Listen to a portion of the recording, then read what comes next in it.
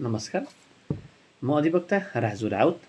आज तपाईँहरूसँग म के कुरा गर्न गइरहेको छ भने कुनै पनि बालबालिकाले कुनै पनि क्राइम गर्यो, कुनै पनि अपराध गर्यो भने उसलाई के कस्तो सजाय हुन्छ त? के ठुला व्यक्तिको जस्तै सजाय हुन्छ कि के हुन्छ होला त?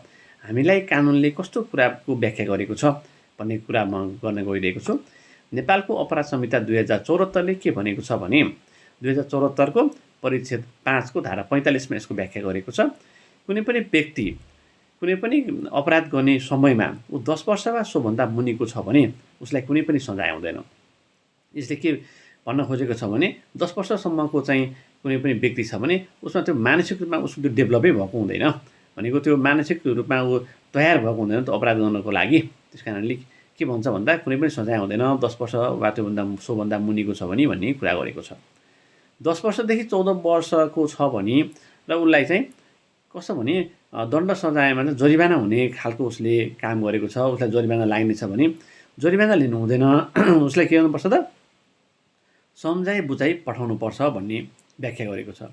तर उसलाई चाहिँ कैद सजाय हुने देखिएको छ भने कैद सजाय हुने छ भने उसलाई के गर्नुपर्छ? बढीमा 6 महिनासम्म कैदमा राख्न सकिन्छ। हेर्नुहोस् है, 10 वर्षदेखि 14 वर्षसम्मको कुनै व्यक्तिले कुनै अपराध गरेको छ भने जस्तोसुकै अपराध भयो भने पनि उसले के गर्नुपर्छ त? बढीमा 6 महिनासम्म चाहिँ कैदमा राख्न पाइन्छ वा 1 वर्षसम्म उसलाई सुधार गृहमा राख्न सकिनेछ भनेर व्याख्या गरेको पाइन्छ। अब हामीले चाहिँ के कुरा गर्यौँ? 10 वर्षभन्दा मुनिकोलाई सजाय नहुने रहेछ। 10 वर्षदेखि 14 वर्षसम्मको कुनै बालबालिका छ भने 6 महिना कैद गर्न सकिन्छ वा उसलाई के गर्न सकिन्छ त भनेपछि चाहिँ 1 वर्षसम्म सुधार गृहमा राख्न सकिन्छ भन्ने व्याख्या गरेको छ।